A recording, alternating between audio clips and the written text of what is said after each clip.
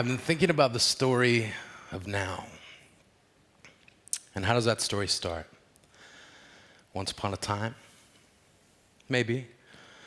Makes sense that before I talk about now, I should at least have to address then. Back then. Back then, I was raised by my grandparents. Spent the better part of my youth wrestling with feelings of abandonment, wondering what I'd done to make my parents not want me. That was then. Then was awful. To grow up feeling not wanted. And because of that, I grew up not knowing how to talk to people. But I did write things down. Not exactly poetry, just my thoughts on paper, thinking that at the time paper would be the only one interested in listening to me. A few years ago, I came across some of these writings. And at first, I had no interest in reading any of them, thinking that everything from that time in my life could only ever be dark or depressing. Why would I want to relive any of that? But then one day, out of boredom or curiosity, I'm not sure which, I started to read through some of what I'd written. And one of the very first things that I came across stitched a smile onto my face that I haven't been able to let go of since. It was short, one sentence long. And as soon as I read it, I completely remembered writing it. Keep in mind, I was 10 when I wrote this. I wrote, "She makes the best snow angels because she can spread her legs so wide." I thought, no! I was mortified. This mentioned none of the reasons that she was special to me. See, I remember this girl playing a very important part in my life. See, I didn't grow up hating school. I grew up hating being at school.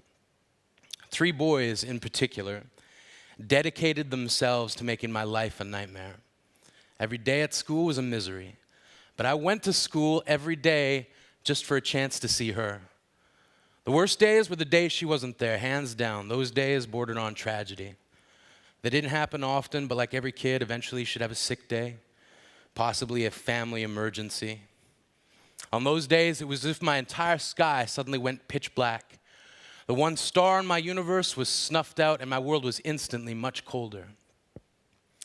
So I grew up not knowing how to talk to people, and that's led to all kinds of regrets, from things I've said to things I never said. There were things I never said to her because I was too terrified of the prospect of being rejected. That was then. Paralyzed with the fear of not being wanted, I ended up saying nothing at all. And now I say what many say. If I knew what I know now then. If I knew what I know now then, way back when we first met, I'd point to the sunset and say, I drew that for you. If I knew what I know now then. Well, now I know. And who knew that years ago, a single sentence about snow angels would prompt me to write an entire show about my childhood? And who knew that something as simple as a crush would become the lens through which I perceive beauty? Crush. I've been thinking about the word crush and how you were my first. And how the worst thing that could have happened when you and I were 10 and made to work together on a grade 5 presentation about animals. I was so nervous. Without ever having met you, I began to reminisce about how you fell in love with me. It was your typical love story. School is attacked by zombie dinosaurs, and Shy Kid saves the day. I think about the way I was when I was younger, about how my hunger for acceptance drove me to cannibalize my fantasies of love into loneliness, believing everyone else would have to die just for you to love me. But in a role reversal I never expected, you fingertip drew halos around the heads of snow angels. You saved me. Alone together in the back of a library, we studied each animal's secret society and learned the use of the collective noun. Example, a murder of crows. God knows it sounds ominous, but this is how I learned about community. We have names for the groupings that occur even in the open ocean. A battery of barracuda, a shiver of sharks, a school of fish. And I ponder the philosophy, since barracudas and sharks are technically fish, wouldn't the term school of fish encapsulate them as well? Wasn't long before you went on to tell me that each term was in some way meant to suggest the nature of each beast. A destruction of wildcats, a crash of rhinoceroses. This is not meant to say that each animal is considered in some way deadly. There are those who sound downright lovely. A murmuration of starlings, a kindle of kittens, an exaltation of larks. Some are meant to sound industrious or prestigious. A parliament of owls, a labor of moles. But I feel for the outcasts, a smack of jellyfish, an implausibility of wildebeest, an apology of Canadians. You love the classification of cowardice of curs, believe this is where the term underdog stems from. That sometimes we become more than the definitions that are thrust upon us that we can bite back. That a pack of wolves is part of our ancestry. And in the moment we embrace our history, we become a new destiny. We can rewrite a legacy because we are a storytelling of ravens. I began applying this concept to my life, arriving at the conclusion that dickheads congregate in groups. And I cannot describe the solemn pride that was mine when I arrived home with a report card that read, "Shane does not work well in groups." I told you this and we both laughed. And maybe it was my happiness that gave me away, betrayed my position to the three boys who had made a hobby out of making me cry. I still remember the impact from when they pushed me over in my chair, and you could have just sat there, wouldn't have been angry. But instead you decided to teach me that assholes come in bunches. I learned this fact at the back of that library. You helped me up off the ground, then turned around to tell my attackers, "You guys are a bunch of assholes." We were 10. If you ever want to know how it feels to be saved, just let someone save you. Let someone rescue the smile drowning inside you. It's not too late, I swear. See, I once hid my heart in a hat and pulled out a rabbit that ran away just so I could say it was a vanishing act. Ta-da. But through you, I learned real magic is about making things come back. I know because when a 10-year-old girl can go on to shock 3 bullies into silence, you know you have just determined your lifelong definition of beautiful. And all of the other wonderful instances in your existence will volunteer to dim their brilliance so that throughout your life this moment will shine brightest. You made the best snow angels. Laid them out in threes like paper dolls holding hands. You laid them side by side and said it was because even 2 people can feel alone. I think of the time I would have destroyed the world just so I could be with you. I've grown up since then. But think often of a time when I placed a penny on top of a penny on top of a railroad track, then waited for a train to squish one coin into the other so I could give you a 2-cent piece because you were scared that someday they'd raise the price of 1-cent candies. These are the ways I loved you. You were the only one to give me a card on Valentine's Day. Granted, you gave one to everyone. But hard to believe you gave the best one to me. And the other boys were jealous of a small card with a picture of a shark biting a heart saying, "I think you're jawsome."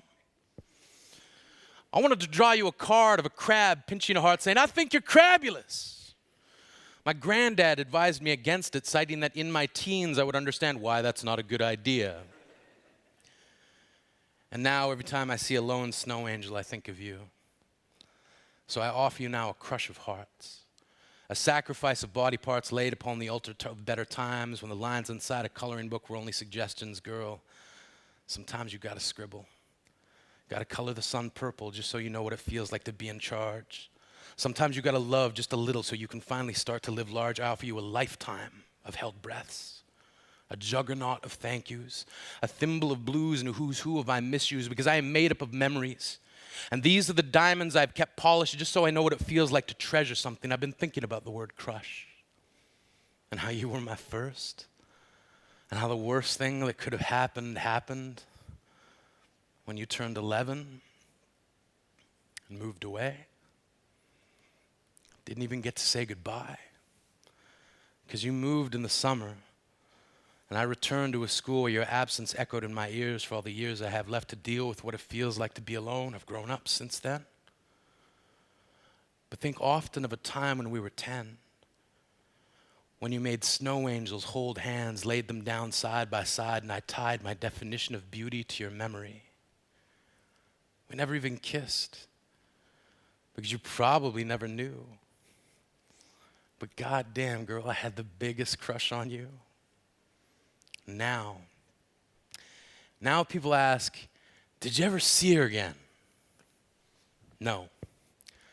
I did look her up on the internet once, because ultimately that's what the internet is for. To look up your soulmate and see how happy she is with someone else. We all remember the names of the ones we loved first, and our thirst for love continues as we cross the deserts of maybe, believing we'll find an oasis of yes. We acquiesce. Yes, we probably should have just said something, but we were chicken shit. We lit the fuses of our hearts and exploded every time they walked on by. What I've learned since then is that rejection isn't a bad thing. It just feels that way. I'm not saying it isn't difficult. Yes, it's painful to put yourself out there, then be told that your feelings are not reciprocated. But the hardest part about rejection isn't that it hurts you. It's that it makes you believe someone wanted to hurt you. You pin all your hopes on one person. When it doesn't work out the way you want it to, you transfer all of the responsibility onto them. But that person isn't the source of your pain. You are. Your feelings are not their fault. I know many, myself included, have all secretly thought, how dare they? How dare they not feel about me the way I feel about them? Don't they know I think I'm amazing? Feelings like that can be hard to reconcile. But if you distill those emotions into something pure, what you're left with is a question. And it's that question that puts me at ease. Why would you want to be with someone who doesn't want to be with you? How could that be a happy life? Why would you want to be with someone whose heartbeat doesn't fill in the silences of your own? I was told that the theme for this conference is the story of now. I spent a long time thinking about what that story is. For me, right now, it's a love story. Or rather, a potential love story. And I'm terrified to tell it to you. Still afraid of rejection. Because the one constant I've seen between now and then is that the world is full of people who will try to talk you out of joy. These people are not ill-intentioned. A lot of the times they say what they say, trying to spare you from pain. Thank you, I appreciate it. But please don't try talking my heart down from the ledge. It's meant to jump. It wants to fall. I know that the world is full of lonely people who don't want to risk losing you to happiness because it means that they'll then be alone in their misery. Best friends who stopped being best friends because one of them found someone and the other couldn't rejoice because they were too busy feeling abandoned. I know that people will root for me to fail based on no other criteria than how I look. That right now they're typing their hate into rocks and they will throw them onto message boards. To those people I say, nothing. It would be a waste of breath. This is now, right now. And this talk, it's not a new spiritual awakening. It's not a cutting-edge philosophy. It's a simple, honest, and hopeful story about now. And hopeful stories have one of two endings. Yes or no. Joy or pain. And whatever the outcome is, I have to own it and not blame anyone for not loving me. Gotta love myself first. Gotta love myself enough to risk being hurt and trust that the potential for happiness is worth the ache. I have to see the beauty in the in-between as the story lives before the yes or no. It's all maybe, possibility. She loves me not. Maybe, maybe not.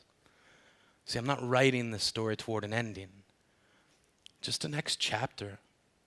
That's all now is. So how does this chapter end? Happily ever after? Maybe. But if it doesn't, I have to be okay with the maybe not.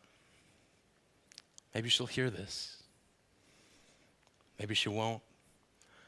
Maybe one of her friends will see it and tell her about it, and she'll tear off her face and run out of the room screaming, dousing herself in holy water.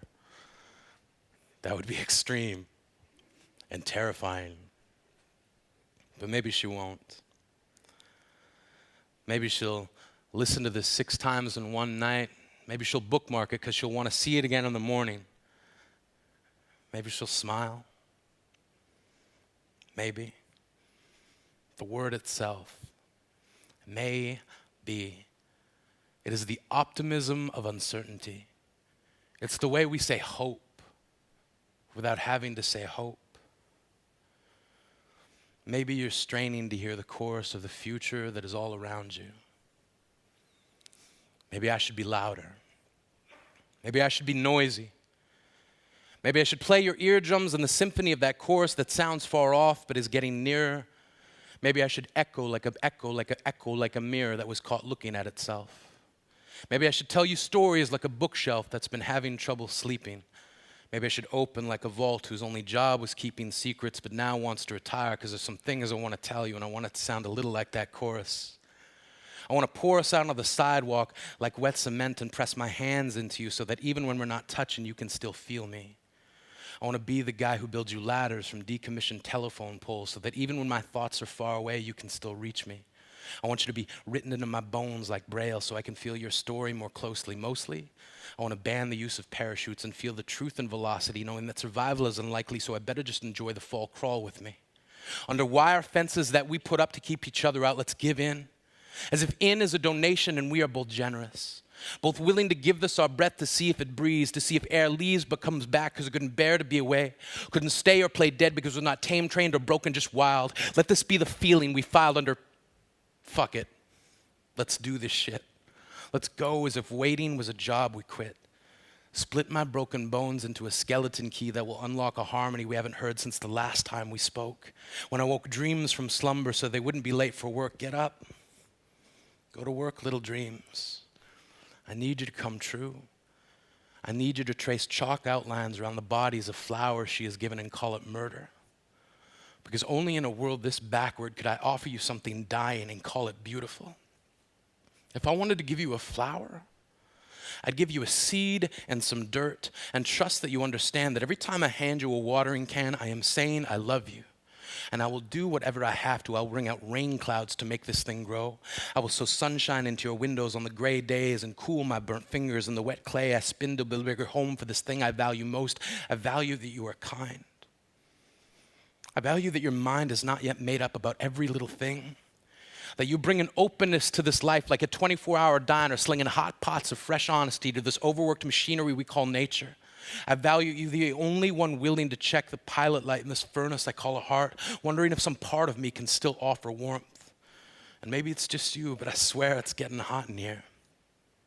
I want to be attacked by love and use you as a human shield, just so you can feel what I feel first. I want dialogue to stumble out of our mouths like unrehearsed actors onto a stage where we must convince audiences that there is a future in our background.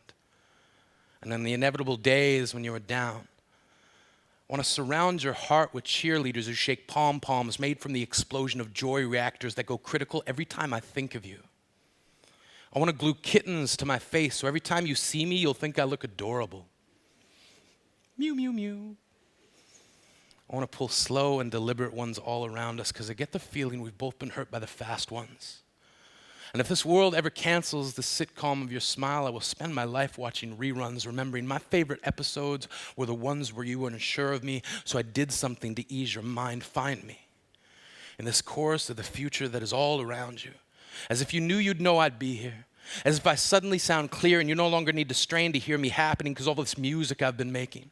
I've been breaking heartstrings that were strung with last straws, hoping you'll hear me in the second before the ending and the moment before applause, because we've both been looking for a future. And maybe yours is noise, happening all at once and all around you. And maybe I'm making that noise, just trying to let you know that maybe I found mine when I found you.